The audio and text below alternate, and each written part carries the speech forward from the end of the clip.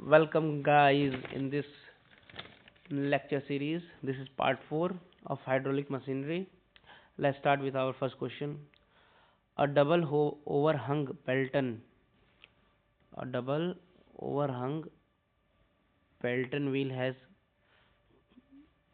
क्या होता है पहले हमें पता रहना चाहिए. Double overhung Pelton wheel. Okay, तो इसको जानने के लिए हमें नेक्स्ट स्लाइड में इसका फोटो रखा गया है. ये जो double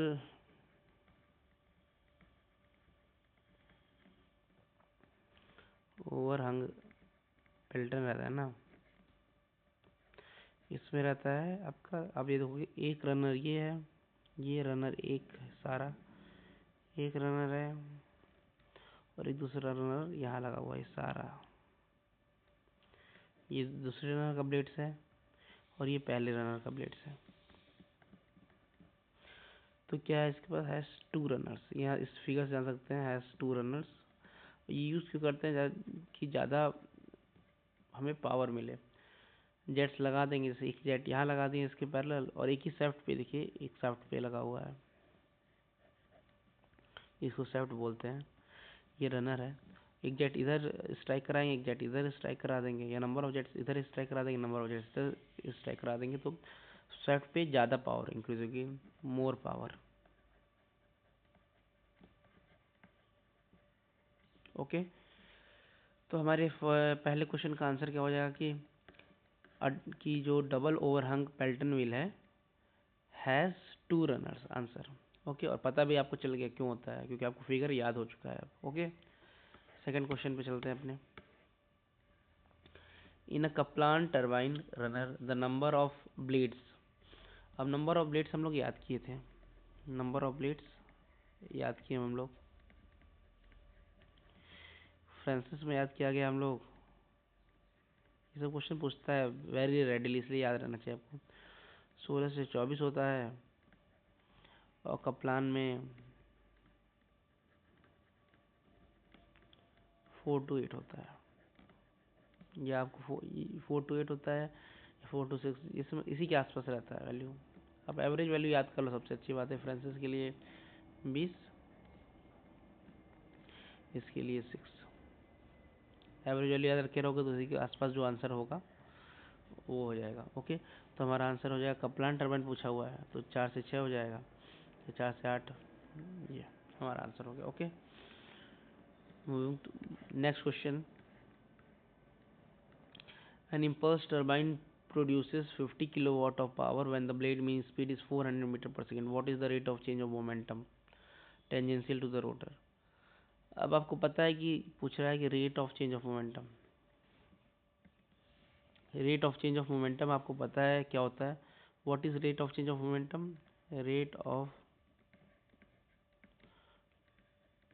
change of momentum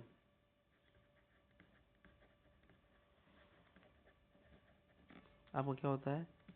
force होता है. क्योंकि फोर्स इक्वल टू, ये इसको क्या बोलते हैं, dp बाई dt बोलते हैं. तो ये क्या है, rate of change of momentum, इसको फोर्स होता है. तो फोर्स निकालने के लिए आपको पूछ रहा है, this is equal to force. Force कैसे निकालते हैं? आपके पास पावर दिया है तो पावर फॉर्मूला क्या होता है, force into velocity. Power 50 kilowatt दिया हुआ है, फोर्स इंटू वेलोसिटी. वेलोसिटी 400 दिया हुआ है, तो आपका आंसर हो जाएगा सीधे सीधे सीधे. इसको इससे कैसे करो, तो इंटू किलोवाट में दिया होता है तो 1000 से मल्टीप्लाई कर दीजिए इसको. ये गया 500/4 आ गया आंसर. 500/4 आंसर कितना होता है? 125 न्यूटन. ओके, आंसर हमारा डी आ गया. बस इसमें यही जानना था. पहले भी क्वेश्चन में डिस्कस कर चुके हैं हम लोग. Rate of change of momentum क्या होता है? फोर्स होता है. ओके, बस क्वेश्चन फोर्स डायरेक्टली नहीं पूछा है इस क्वेश्चन में. इस क्वेश्चन में आपसे पूछा है कि rate of change of momentum, तो आपको पता रहना चाहिए. ओके, तो हमारा आंसर डी हो गया. Moving to next question. Cavitation के बारे में बोल रहा है, ये क्वेश्चन पूछ रहा है कैविटेशन. और कैविटेशन के बारे में जब पूछता है तो हम लोग तो ये जानते ही हैं कि कैविटी, 2-3 चीज़ पॉइंट जानते हैं हम लोग कैविटेशन का, कि जहाँ pressure, local pressure local pressure जब वेपर प्रेशर से कम हो जाएगा तब वहाँ पे कैविटेशन होगा, पहला पॉइंट। फिर लोकल इरोजन होता है, लोकली इरोजन होगा, ये हमें पता है। अब ये यहाँ पे एक नया क्वेश्चन पूछा है, ये इंपॉर्टेंट, ये क्वेश्चन पूछा हुआ है और ये आ भी सकता है क्वेश्चन, तो इसलिए आपको याद रखना है। कन्वेक्स साइड और कन्वेक्स साइड में पूछ रहा है, जो ब्लेड होता है उसका दो साइड्स होते हैं, concave side and convex side, तो किस साइड होता है और कहाँ होता है। और ये हमें पता है कि टरबाइन के कैविटेशन टरबाइन पे कहाँ होता है, आउटलेट पे होता है, क्योंकि आउटलेट पे प्रेशर सबसे कम रहता है, इनलेट पे तो प्रेशर ज़्यादा रहता है जेट के पास, तो इनलेट पे तो होगा नहीं तो आउटलेट पे होगा। और पंप में इनलेट पे होता है, क्योंकि प्रेशर सबसे कम कहाँ रहता है, इनलेट पे रहता है। ये सारा चीज़ हमें पता है, ये जैसे कैविटेशन है तो ये सारा पॉइंट याद आना चाहिए, लेकिन ये इस पॉइंट से बस हमें ये हो रहा है कि आउटलेट आउटलेट ये दो ऑप्शन है, दो ऑप्शन में कोई आंसर होगा। अब ये हमें समझना है कॉन्वेक्स साइड और कॉनकेव साइड। ओके, अब इस कॉन्सेप्ट को भी समझते हैं हम लोग। क्या देखते हैं हम लोग कि कन के ये जैसे ये ब्लेड है आपका, ये अगर ब्लेड है, इस साइड को हम लोग बोलते हैं कॉनकेव साइड। ये केव है ना, केव के अंदर आप लोग हो, जैसे ये केव होता है तो ये केव अंदर इसको अंदर कहते हैं केव को, और ये बाहर का है। तो केव केव है तो केव, ये वाले केव कहेंगे, इसको कहेंगे केव, कॉन केव, तो इसलिए केव के अंदर है, तो ऐसे याद कर सकते हो। दिस इज मतलब याद करने का तरीका है। ये कॉनकेव साइड है और इस साइड को कॉन्वेक्स साइड कहते हैं, कॉन्वेक्स साइड कहते हैं। अब आपको ये फील आना चाहिए कि जब यहाँ से फ्लो एंटर करेगा तो ये कुछ फ्लो इधर फ्लो कर जाएगा, कुछ फ्लो इधर फ्लो कर जाएगा। जब ये फ्लो इधर कर रहा है और एक फ्लो इधर कर रहा है ना, ठीक है, फ्लो इधर भी कर रहा है, फ्लो इधर भी कर रहा है, मास फ्लो रेट तो कांस्टेंट होना चाहिए, कि जो मास फ्लो रेट m1 पे मिला गया है अंदर, तो वही मास फ्लो रेट यहाँ पे भी आना चाहिए, ठीक है। तो यहाँ मानिए आपका कुछ पोर्शन इधर चला गया, कुछ पोर्शन इधर चला गया, लेकिन एट द एंड तो मिलना चाहिए, तो मास फ्लो रेट सेम रहेगा, तो रो ए वी सेम है आपका। यहाँ पे आप देखोगे ना, ज़्यादा लेंथ है, जो कॉन्वेक्स साइड रहता है वहाँ पे ज़्यादा उसको ट्रैवल करना पड़ता है, ज़्यादा ट्रैवल करना पड़ता है, तो वेलोसिटी बढ़ानी ही पड़ेगी, वेलोसिटी बढ़ जाएगी। अब जहाँ वेलोसिटी बढ़ेगी आपको, कि मास फ्लो रेट तो सेम रखना है, वहाँ पे पहुँचना है, तो वेलोसिटी बढ़ेगी, वेलोसिटी बढ़ेगी तो प्रेशर हमारा घट जाएगा, बर्नौली प्रिंसिपल से, कॉन्वेक्स साइड। तो प्रेशर घट गया आपका, जब प्रेशर घटेगा तो आपका वहाँ पे ज़्यादा चांसेस रहेगा कैविटेशन होने का, तो इसलिए कॉन्वेक्स साइड पे और आउटलेट पे, आउटलेट बताया था कि आउटलेट पे होता है टरबाइन के, और टरबाइन का पूछ रहा है हमें यहाँ पे, टरबाइन पे, आउटलेट पे और कॉन्वेक्स साइड पे हमारा कैविटेशन का चांस रहता है। ओके, तो इसमें दो तीन पॉइंट याद रखना है कि कॉनकेव साइड ये होता है, पहला बात। दूसरा बात कि कॉन्वेक्स साइड में ज़्यादा ट्रैवल करना पड़ता है, ज़्यादा ट्रैवल करने के लिए ज़्यादा वेलोसिटी चाहिए, ज़्यादा वेलोसिटी से प्रेशर कम हो जाएगा, प्रेशर कम है तो वहाँ कैविटेशन का चांस ज़्यादा रहेगा। ओके, तो ये आपको याद रहेगा तो इसका आंसर आ जाएगा। Okay, moving to next question.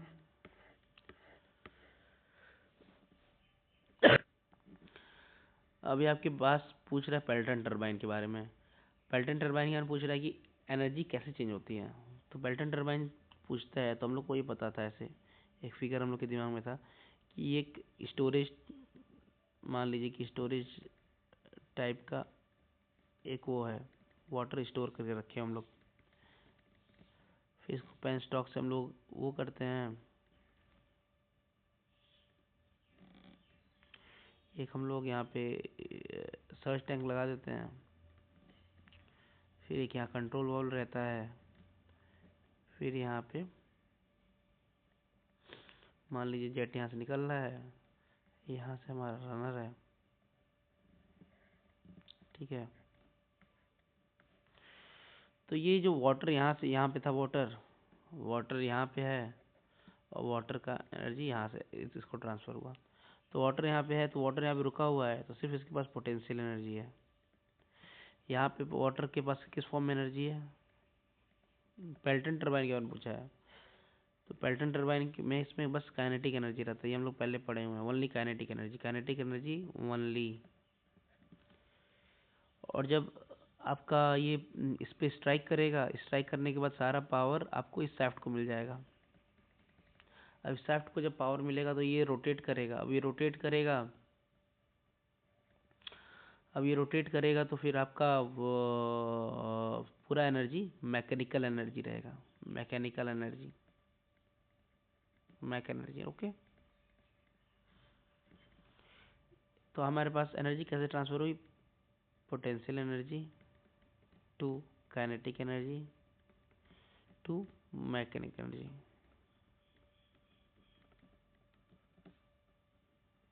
Okay, और अगर यही पूछता फ्रांसिस टरबाइन या कपलन टरबाइन में, तो वहाँ पोटेंशियल एनर्जी से आपको होता काइनेटिक एनर्जी, क्योंकि उसके पास प्रेशर एनर्जी भी रहता है। Pressure energy to mechanical energy.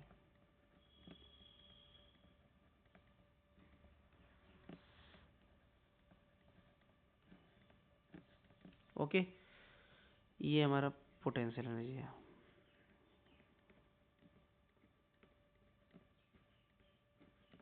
Okay, तो ये हमारा क्वेश्चन ऑब्वियस हो गया कि वाटर के पास पहले पोटेंशियल एनर्जी रह रहा है, फिर वो सारा पेल्टन टरबाइन में सारा एनर्जी चेंज हो रहा है काइनेटिक एनर्जी में। उसके बाद जब वो रनर को स्ट्राइक कर रहा है तो सारा एनर्जी मिल शाफ्ट में चेंज, शाफ्ट को मिल जा रहा है और शाफ्ट रोटेट कर रहा है, जो कि एक मैकेनिकल एनर्जी है। ओके, तो हमारा आंसर हो जाएगा, आपका कि potential energy to kinetic energy to mechanical energy. तो 3, 2, 1 ये आंसर हो जाएगा हमारा। Okay, let's move to next question. अब यहाँ पे वाटर हैमर के बारे में पूछ रहा है। वाटर हैमर भी पहले बताया हुआ है कि क्या होता है। वाटर हैमर जैसे कैविटेशन में 3-4 पॉइंट याद आना चाहिए, वाटर हैमर में याद आना चाहिए आपको। Water hammer, sudden rise of pressure. अब सडन राइज होता है प्रेशर का,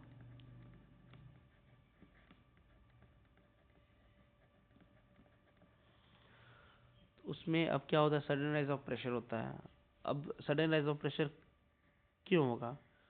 आप सोचो, अगर जो हमारा पिछला फिगर बनाए थे इसमें कि स्टोरेज था, यहाँ से एक पेन स्टॉक लगा हुआ है, पेन स्टॉक से फिर जेट फ्लो कर रहा है।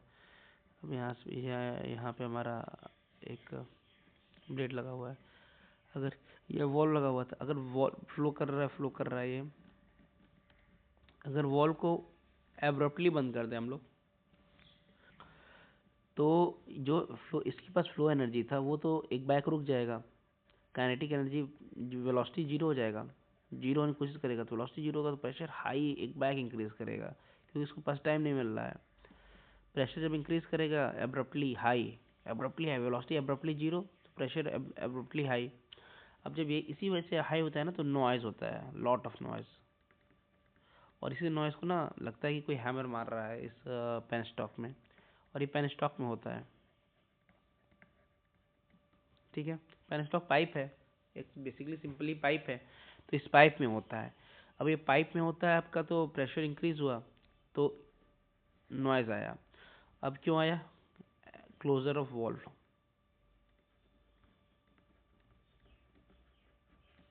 वो भी क्लोजर ऑफ वॉल्व ग्रेजुअली नहीं, एब्रप्टली क्लोज कर दिया गया वॉल्व को, तो आया अपना। तो हमारे पास ये चीज़ हमारे वाटर हैमर के बारे में पता है, पेन स्टॉक पे होता है। ओके, तो आपका क्या हो जाएगा? Flowing fluid is suddenly brought to rest, gradually नहीं, suddenly brought to rest by closing valve. इस वॉल्व को हम लोग क्लोज कर दिए, वॉल्व है ये, वॉल्व था, इस वॉल्व को क्लोज कर दिया गया था, तो हमने हमारा वाटर हैमर होता है। वाटर हैमर मतलब प्रेशर इंक्रीज कर गया, उसकी वजह से लगता है कि पेन स्टॉक में कोई हैमरिंग कर रहा है। ओके, हमारा आंसर सी हो जाएगा। Let's move to next question. अब ये क्वेश्चन देखिए, ये क्वेश्चन मैंने इसलिए इंक्लूड किया है कि पहले आपको ना इस क्वेश्चन को मैं लास्ट में कराऊंगा।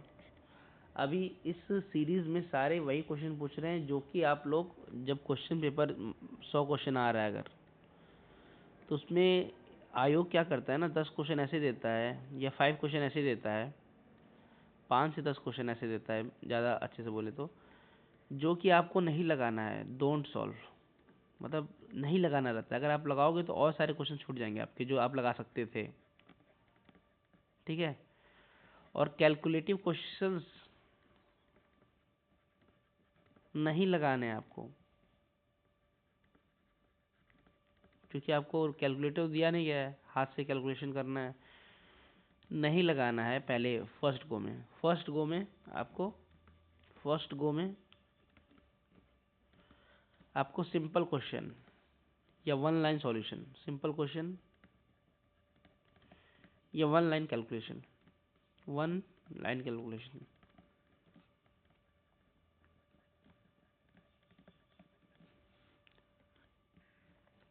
वन लाइन कैलकुलेशन ही लगाना है बस।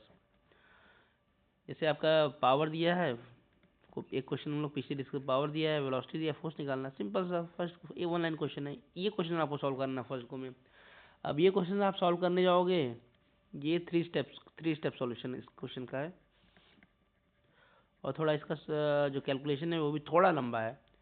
तो इस क्वेश्चन को हम लोग ना अभी नहीं सॉल्व करेंगे इस क्वेश्चन को, क्योंकि कॉन्सेप्ट समझ लोगे आप, वहाँ पे क्वेश्चन अगर लगाने का तरीका आपको नहीं पता रहेगा, इस क्वेश्चन में भिड़ जाओगे तो आप 2-3 क्वेश्चन, 3 या 4 क्वेश्चन या 2 या 3 क्वेश्चन आपका छूट जाएगा जो आप लगा सकते थे इजीली। इसलिए आपको ये नहीं लगाना है क्वेश्चन। ओके, इस क्वेश्चन को देखेंगे, सीखना है तो आप आराम से सीखिए, कोई दिक्कत नहीं है, लेकिन पहले आप एग्जाम निकाल लीजिए। ओके, अब ये क्वेश्चन है, देखिए ये क्वेश्चन सिंपल वन लाइन का ये भी क्वेश्चन है, लेकिन इसका बेसिकली थोड़ा सा कुछ समझ लेते हैं हम लोग। ओके, डिग्री ऑफ रिएक्शन यहाँ पूछ रहा है कि डिग्री ऑफ रिएक्शन क्या, तो डिग्री ऑफ रिएक्शन पहले हम लोग, मैं बता दूं आप लोगों को डिग्री ऑफ रिएक्शन होता क्या है। डिग्री ऑफ रिएक्शन तो उसका बाय डेफिनेशन क्या होता है, contribution of pressure energy in runner power, contribution of pressure energy in runner power upon runner power, ठीक है। अब आपको ये पता रहना चाहिए, जैसे जो रिएक्शन टरबाइन होता है ना, रिएक्शन टरबाइन में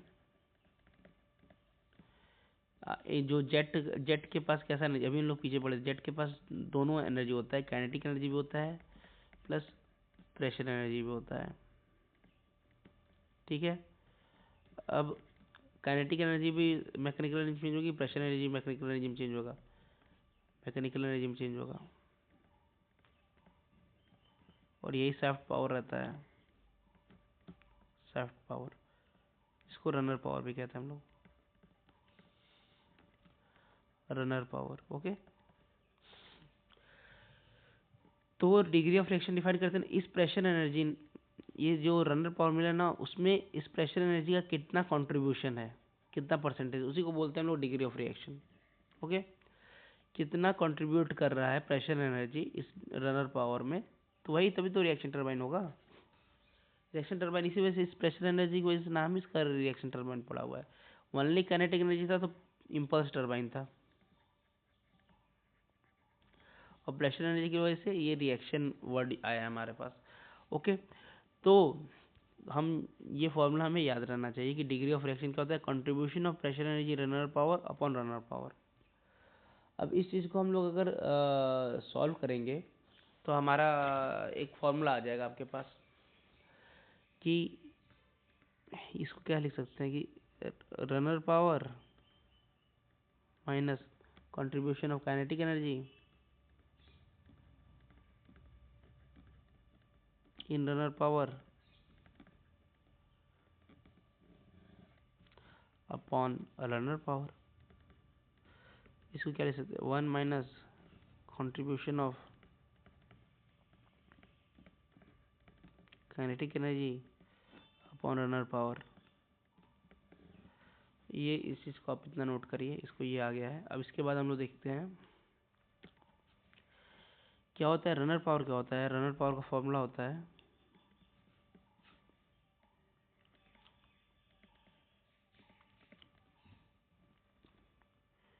V1 square minus V2 square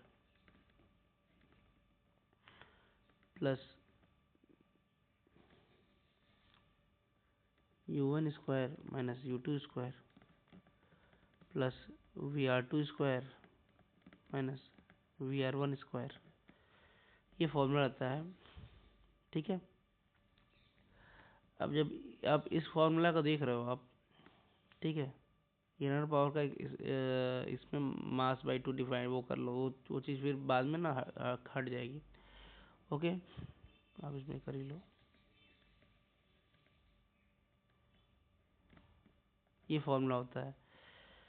अब फिर अब आप ये देखोगे ना कि काइनेटिक एनर्जी का कंट्रीब्यूशन क्या होगा, कंट्रीब्यूशन ऑफ काइनेटिक एनर्जी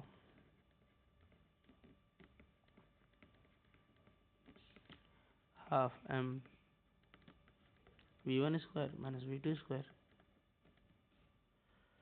तो आप इसको उसमें डिग्री ऑफ रिएक्शन वाले फॉर्मूले में पुट कर दो कि काइनेटिक एनर्जी का कंट्रीब्यूशन ऑफ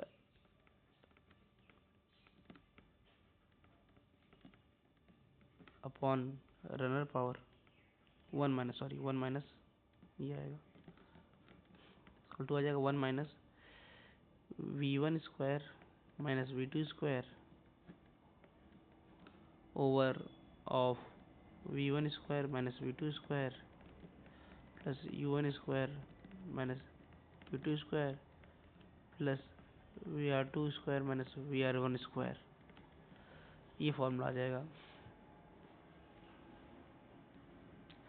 अब इस फॉर्मूले में आप ये इस वैल्यू को पुट कर दो तो आपका आंसर आ जाएगा। आप इस फॉर्मूले को फिर से रिराइट करते हैं हम लोग कि डिग्री ऑफ रिएक्शन क्या आ गया हमारे पास की 1 minus V1 square minus V2 square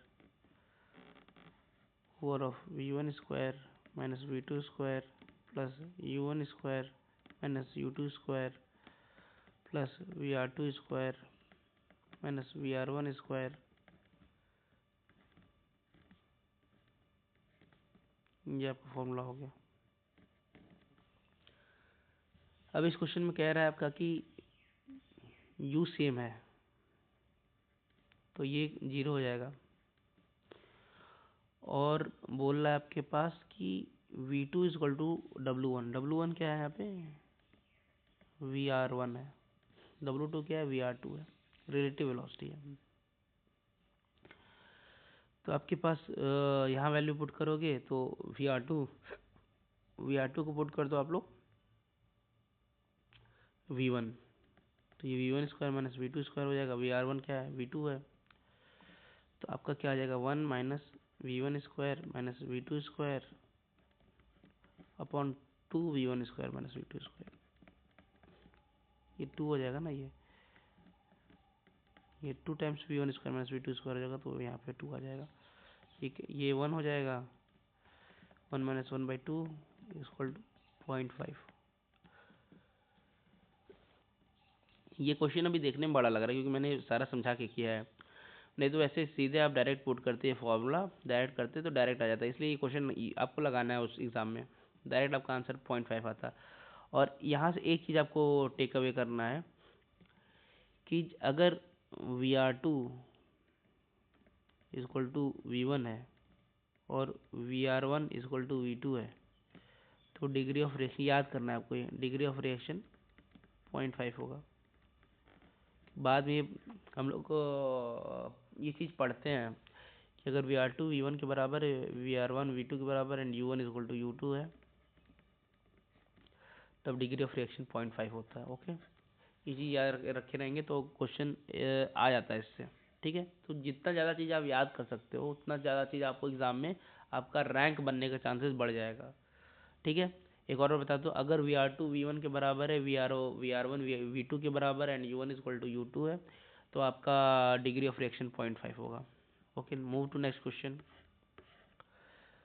अब डिग्री ऑफ रिएक्शन तो अभी पढ़ा गया था कि इम्पल्स टर्बाइन का कितना होता है, तो डिग्री ऑफ रिएक्शन मैंने पहले ही बताया, फिर से बता देता हूँ। डिग्री ऑफ रिएक्शन जो हमारा होता है इम्पल्स टर्बाइन के लिए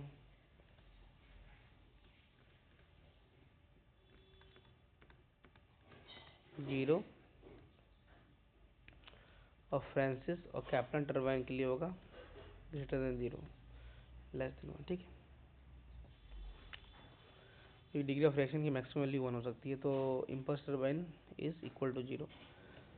नेक्स्ट क्वेश्चन, ये सिंपल क्वेश्चन था। नेक्स्ट क्वेश्चन मूव करते हैं। अब ये पूछ रहा है सेम, फिर से सेम क्वेश्चन है, कैविटेशन कैन नॉट अकर इन। अब कैविटेशन कैन नॉट अकर इन किस में नहीं हो सकता है बताइए?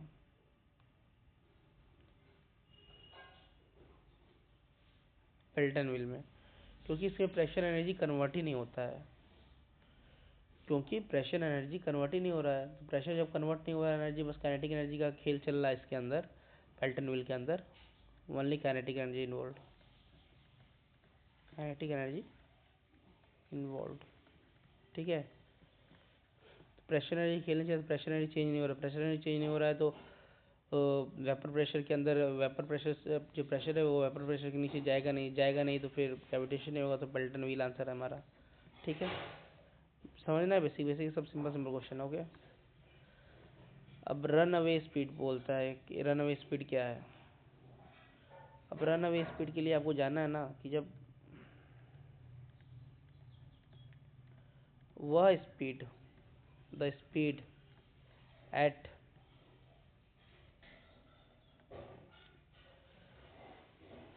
स्पीड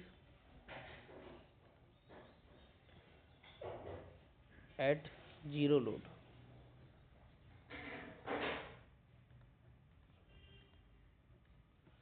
इसे भी कहते हैं हम लोग run away speed, okay. Run away speed क्या है? इसमें क्या होता है ना कि हम लोग बेसिकली जो हमारे पास टरबाइन है,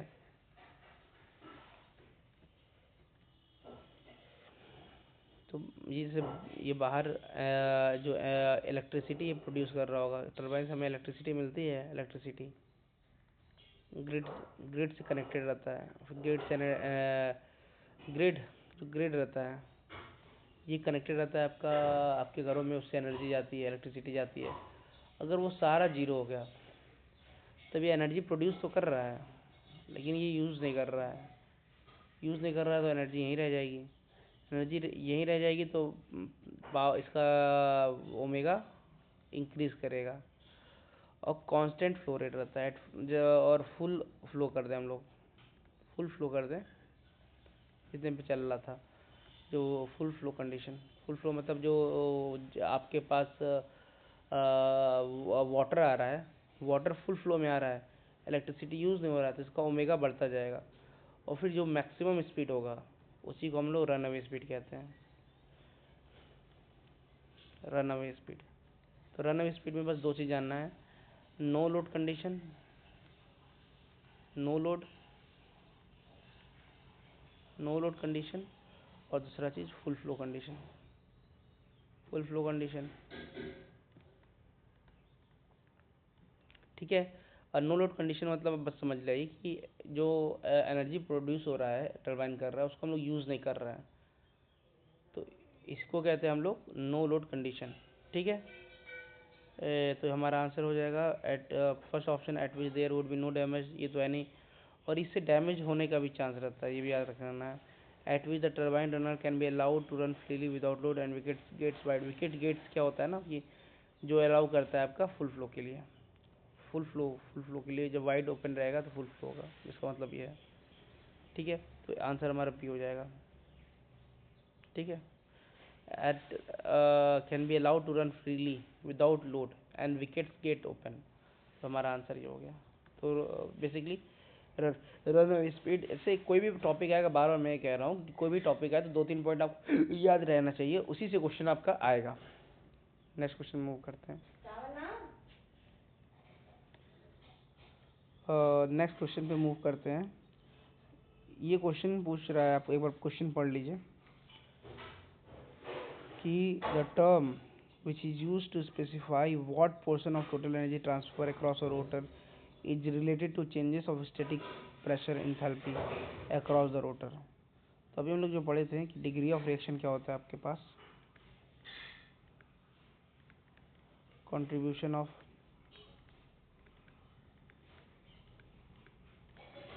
pressure energy upon total energy, जिसको रनर पावर भी बोलते हैं, ठीक है। तो यही बोल रहा है कंट्रीब्यूशन ऑफ प्रेशर एंथैल्पी, तो हमारा डिग्री ऑफ रिएक्शन हो जाएगा। ओके, ये सब इजी क्वेश्चन है, इसलिए जल्दी जल्दी देखते हैं। अब नेक्स्ट क्वेश्चन है आपका, in Francis turbine the maximum hydraulic efficiency is obtained. आपका लिखा है कि मैक्सिमम हाइड्रोलिक एफिशिएंसी क्या होता है, ये पूछ रहा है कि मैक्सिमम हाइड्रोलिक एफिशिएंसी क्या होता है। नीटा एच मैक्सिमम व्हेन।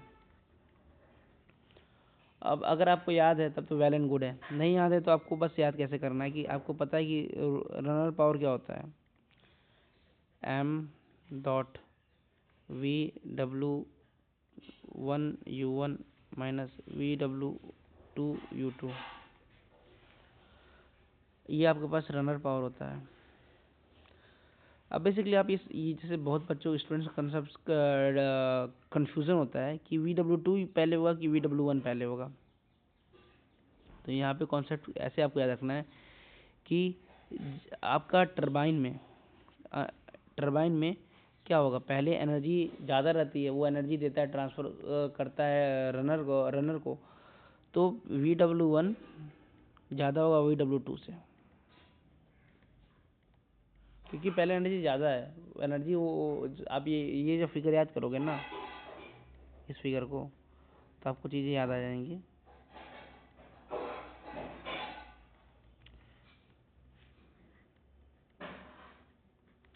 ठीक है,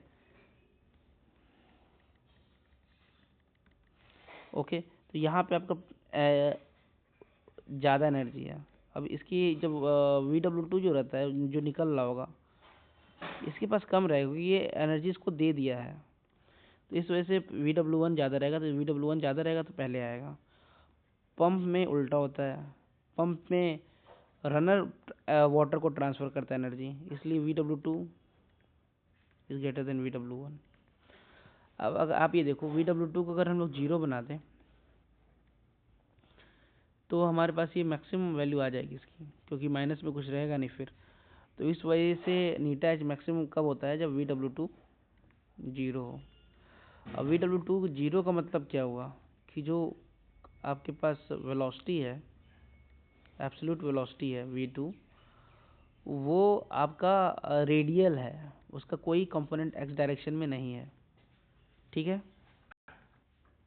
तो वी डब्ल्यू टू आपका हो जाएगा वी डब्ल्यू वन से कम। तो यहाँ पे जब वी टू आपका प्योर रेडियल रहेगा तो इसका हॉरिजॉन्टल कंपोनेंट जो कि वी डब्ल्यू होता है वो जीरो हो जाएगा।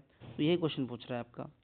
एक बार और देख लेते हैं कि जब आपका वेलोसिटी रेडियल होगा, वेलोसिटी रेडियल है वी टू, तो और वी डब्ल्यू क्या होता है, V W is basically horizontal component.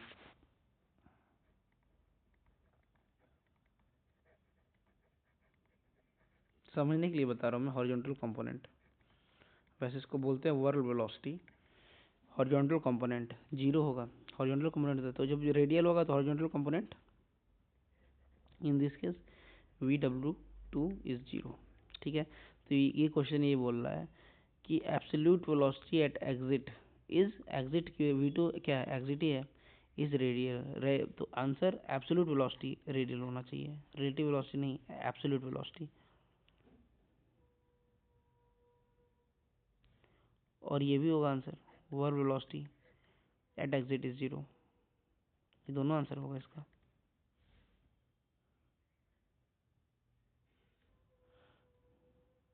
ठीक है, तो हम नेक्स्ट क्वेश्चन में मूव करते हैं। वैल्यू ऑफ स्पीड रेशियो पूछता है। तो स्पीड रेशियो के लिए हम दो चीज़ याद करके रखे हुए हैं। स्पीड रेशियो किसका याद किए हम लोग, जो स्टार्टिंग में हमने टेबल बनाई थी उसमें हम लोग ने एक पूरा स्पीड रेशियो लिखा था कि एक आपका पेल्टन के लिए पीएफ के जो रहता है, पेल्टन के लिए 0.4 से 0.6 रहता है, फ्रांसिस के लिए 0.6 से 2.9 रहता है, और कपलान टरबाइन के लिए आपका 1.5 से लेकर 2.0 रहता है। ये वैल्यूज याद रहना चाहिए। स्पीड रेशियो क्या होता है आपको पता है, यू बाई वी होता है। ठीक है, यू हो गया आपका रोटर का यू, वेलोसिटी वी हो गया आपका जेट का। ठीक है, ये चीज़ याद रहना चाहिए आपको, क्योंकि क्वेश्चन डायरेक्ट आता है और याद नहीं रहेगा तो आप कुछ कर सकते नहीं हो। तो फ्रांसिस का क्या होगा, 0.6 to 0.9। नेक्स्ट क्वेश्चन मूव करते हैं। यदि क्वेश्चन अगर आपके पास ये दिया हुआ क्वेश्चन, तो ये 2 लाइन का आंसर है, लेकिन कैलकुलेशन थोड़ा ज़्यादा है, तो इसको पहले फर्स्ट स्टेज में आपको छोड़ना है क्वेश्चन, जब एग्जाम में आएगा सेकेंड बार में आपको लगाना है इसको। लेकिन अभी हम लोग लगाते हैं क्योंकि सिंपल सा क्वेश्चन है। इसका आंसर मैं आपको सॉल्यूशन बता देता हूँ। A single stage impulse turbine with diameter of 120 centimetre run at 3 तो मतलब अगर आपको पास यू जो होता है क्या होता है, पाई बाई 60। अब पाई की वैल्यू डी कितना दिया है, 1.2 मीटर्स दिया है, एन कितना है 3000 आरपीएम 60। यहाँ से आपका यू आ गया। If the blade speed ratio, अब ब्लेड स्पीड रेशियो क्या बोला गया, यू हैवी होता है, इस 0.42 दिया हुआ है। अब आपको यू की वैल्यू पता है, ये पता है, तो वी आ जाएगा। तो वही पूछ रहा है कि inlet velocity of stream will be. अब इनलेट वेलोसिटी ऑफ स्ट्रीम क्या है, वी है। अब वी यहाँ से पता चल जाएगा आपको आंसर।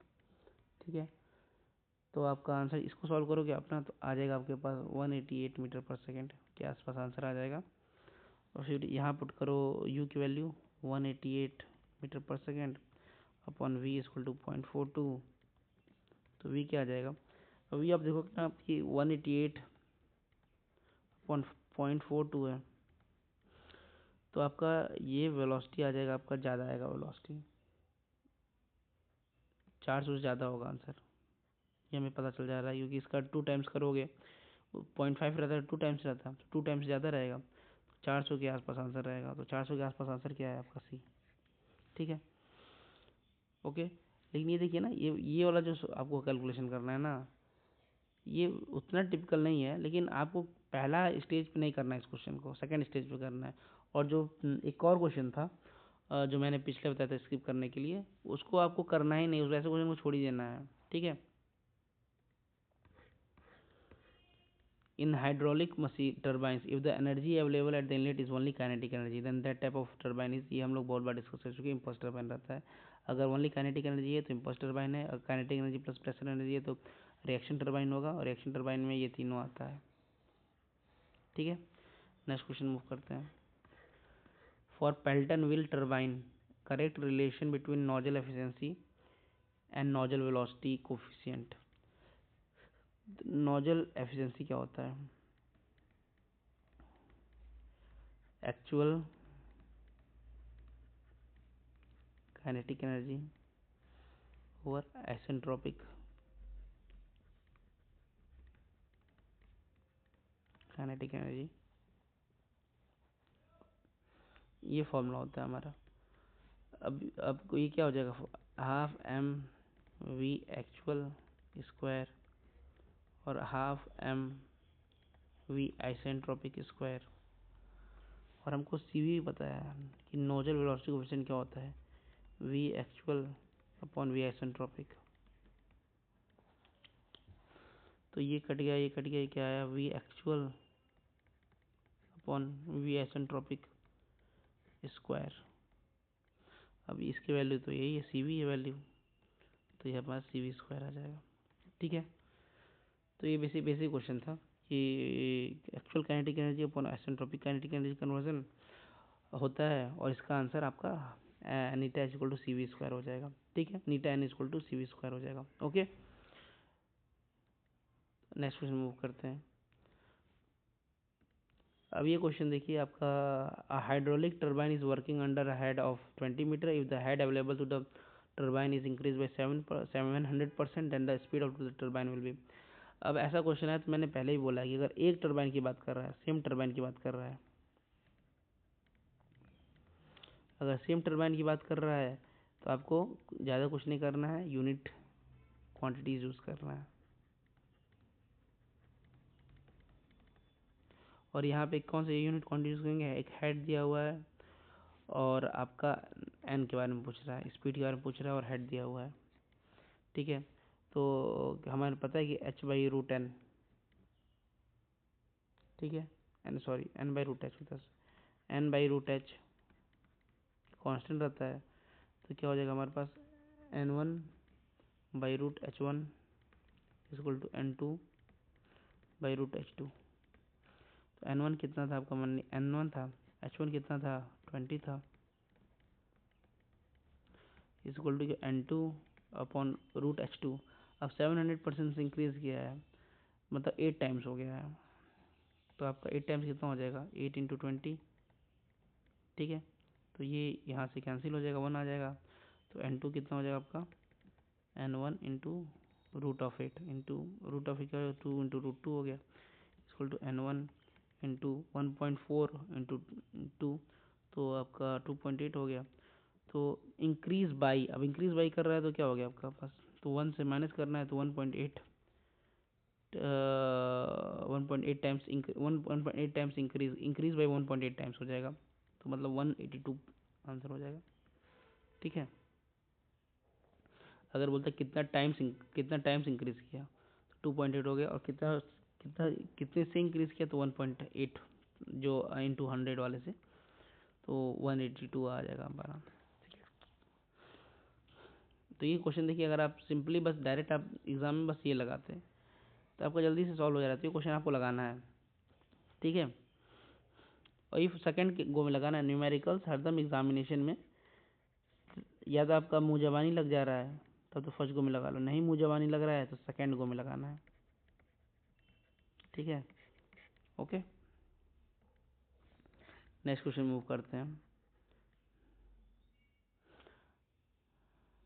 अब देखिए क्वेश्चन दिया हुआ है, इस क्वेश्चन को हम लोग करना है स्किप।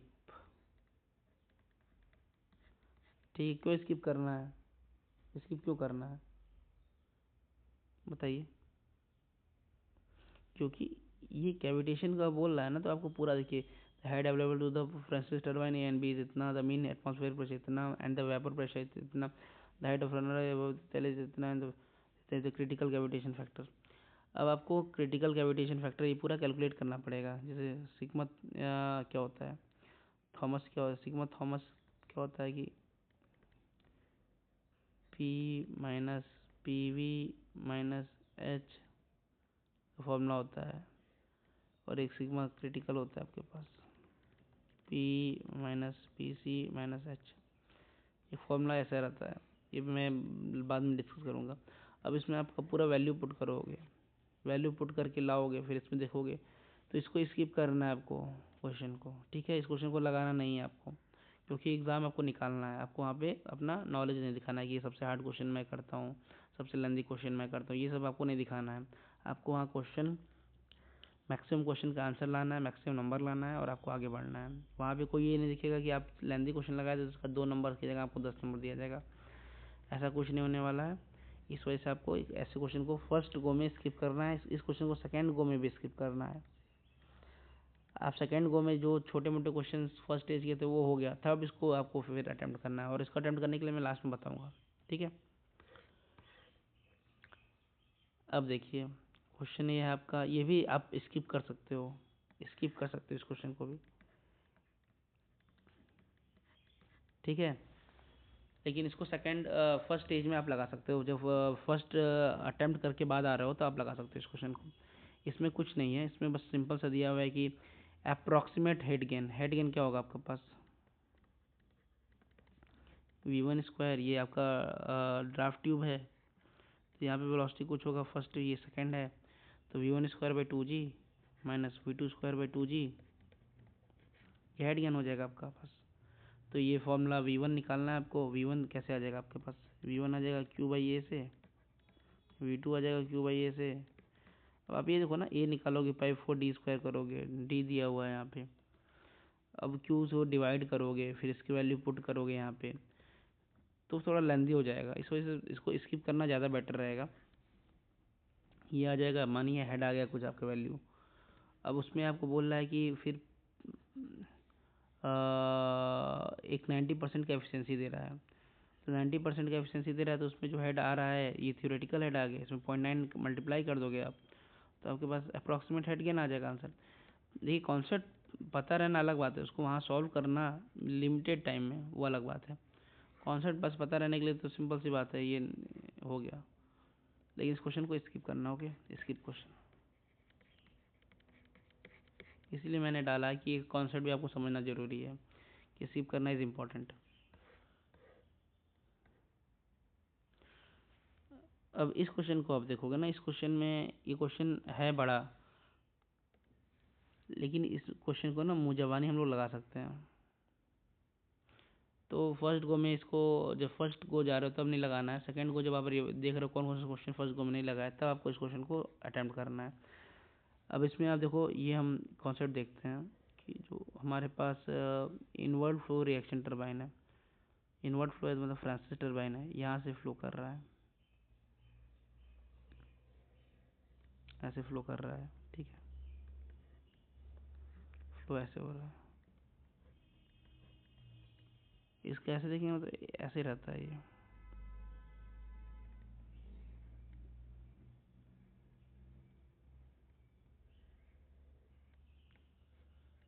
इधर से फ्लो कर रहा है, इनसाइड द फ्लो हो रहा है, तो आपका इनसाइड फ्लो हो रहा है इसमें। ये हम लोग ये प्लान व्यू है, मतलब ऊपर से देख रहे हैं, और इसको साइड से देख रहे हैं, साइड व्यू देख रहे हैं, ठीक है।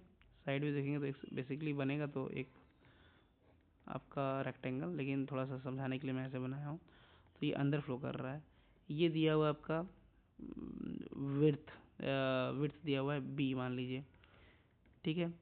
तो आपका एरिया का फ्लो के लिए कितना मिल रहा है, पाई, डायमीटर अगर डी है, पाई डी, ये वाला पूरा एरिया हो गया, इंटू बी कर देंगे तो ये पूरा एरिया हो गया, ये पूरा एरिया, ठीक है, ये पूरा एरिया हो जाएगा आपका पाई डी बी। और इससे हम लोग एरिया आ गया, एरिया में अगर हम लोग वेलोसिटी मल्टीप्लाई कर दें तो क्यू आ जाएगा, ठीक है। तो यही है हमारा, ओके। तो क्यू क्या है हमारा, invert pi D into B into V, ये हमारा क्यू है। ये समझ लिए हम लोग, क्योंकि जो हम लोग साइड व्यू देख रहे थे, साइड व्यू में तो ऐसे जा रहा था, फ्लो कर रहा था। अब इसमें फ्लो हो रहा है, अब फ्लो हो रहा है तो पूरा एरिया निकालना है। ये आपका पूरा पाई डी है, ये बी है, ठीक है। तो हमारा फ्लो ऐसे हो जाएगा। अब क्वेश्चन में बस ये कुछ नहीं दे रहा है, क्यू दिया होगा इसमें आपका an inward flow reaction turbine 250 RPM पे चल रहा है, हैज डी वन दिया हुआ है, बी1 दिया हुआ है, आपका पास डी2 दिया हुआ है, बी2 दिया हुआ है। If the water enters the wheel at radially V दिया हुआ है आपके पास, ठीक है। If the water enters the wheel radially at 3.5 metre per second velocity discharge and the velocity. अब डिस्चार्ज आप यहाँ से निकाल सकते हो सीधे, ठीक है। तो क्यू आपके पास डायरेक्ट निकाल सकते हो कि पाई डी1 क्या दिया है, 1 दिया है, बी1 क्या 0.25 दिया हुआ है, वेलोसिटी दिया हुआ है आपके पास 3.5 मीटर पर सेकेंड। यहाँ से आंसर आया था आपका 2.7 मीटर क्यूब पर सेकेंड, ठीक है। अब इसमें मैच नहीं कर रहा आंसर, तो मैच नहीं कर रहा तो क्या कर सकते हैं। अब जो एंट्री में होगा आपके पास, अब ये हो गया हमारा क्यू। अभी कॉन्सेप्ट और समझना है, कॉन्सेप्ट कि जो पाई डी1 बी1 वी1 रहेगा, अब एग्जिट जब करता है, ये था हमारे पास, एंटर किया था इधर से तो कुछ वेलोसिटी था, जब एग्जिट करता है तो उसका डी2 तो छोटा हो जाता है, तो बी2 भी चेंज हो सकता है, और तो वी2 भी चेंज होगा, ठीक है। लेकिन फ्लो रेट तो सेम रहेगा, इसलिए पाई D1 B1 equal to pi D2 B2 V2 होता है। ठीक है, अब यहाँ से ये वैल्यू पुट कर देंगे आपका पास, तो वेन थिकनेस B2 पूछ रहा है। अब B2 पूछ रहा है तो आपका ये वैल्यू 2.7 आया हुआ है, पाई D2 आपको 0.5 दिया हुआ है, B2 0.3 दिया हुआ है। Vane thickness at extremities, sorry discharge velocity of flow at outlet, ये वेलोसिटी एट आउटलेट पूछ रहा है, ये पूछ रहा है, तो इंटू V2 हो जाएगा। ठीक है, तो V2 यहाँ से आपकी वैल्यू आ जाएगी, V2 आप सॉल्व करोगे तो 5.8 मीटर पर सेकेंड आ जाएगा। ठीक है, तो इससे कोई ऑप्शन मैच नहीं कर रहा है, तो नन ऑफ द अबव होगा answer, none of the above, NOTA. ठीक है, हमारा नोटा आंसर रहेगा। ठीक है, अब नेक्स्ट क्वेश्चन में मूव करते हैं। अब फ्रांसिस टरबाइन के बारे में फिर से हम लोग पढ़ रहे हैं कि फ्रांसिस टरबाइन में नंबर ऑफ ब्लेड्स कितना होता है। तो बेसिकली फिर से है कि फ्रांसिस टरबाइन में आपके पास 16 से 24 होता है, कप्लान टरबाइन में 4 से 8 होता है, ये हम लोग पढ़ चुके हैं, तो ये आपको याद हो जाना चाहिए अब तक। तो आज के लिए हम लोग इतना ही रखते हैं, फिर नेक्स्ट पार्ट में और क्वेश्चंस हम लोग सॉल्व करेंगे। अब आपको ये लग रहा होगा कि क्वेश्चंस और कॉन्सेप्ट्स रिपीट हो रहे हैं। आज हम लोग रिपीटेड क्वेश्चंस अटेम्प्ट किए हैं, रिपीटेड टाइप अटेम्प्ट किए हैं, और एक और स्किप कॉन्सेप्ट आपको सीखना है, स्किप कर देना, स्किप कॉन्सेप्ट, ये वेरी इंपॉर्टेंट है, स्किप कॉन्सेप्ट। ओके, कि अगर स्किप करना अगर आप नहीं सीखें तो आप 2-4 क्वेश्चन में जिसमें फंस गए तो फिर आपका रैंक सीधे या आउट भी आप हो सकते हो। इसलिए स्किप कॉन्सेप्ट सीखिए क्वेश्चंस को, और ज़्यादा से ज़्यादा सेम टाइप ऑफ क्वेश्चंस लगाइए, ताकि आपको वहाँ पे लैंग्वेज भी चेंज अगर एग्जामिनर कर रहा है, then you don't face any problem in the examination centre. क्योंकि questions, because at the examination centre अगर आप अपने आप को उस तरह से ट्रेन नहीं किए हो तो वहाँ पे आपको समस्या है, क्योंकि वहाँ पे दिमाग काम नहीं करता है। वहाँ पे आपको जो आपको याद किया वही लग सकता है, कुछ नया लगता नहीं, और नया लगाने की जरूरत भी नहीं है वहाँ पे, स्पेशली इन यूपी एग्जामिनेशंस, और ये आरपीएससी यही है, ये यूकेपीएससी यही है, ये आपका एमपीपीएससी यही है, या बिहार यही है। इन सारे एग्जामिनेशंस में सिंपल ऐसे ही क्वेश्चन आते हैं, और यही क्वेश्चन आपको सॉल्व करके रिपीटेड आपका रैंक आ जाएगा, रैंक जितना भी आपका सीट है उसमें आ जाएगा। Okay, thank you.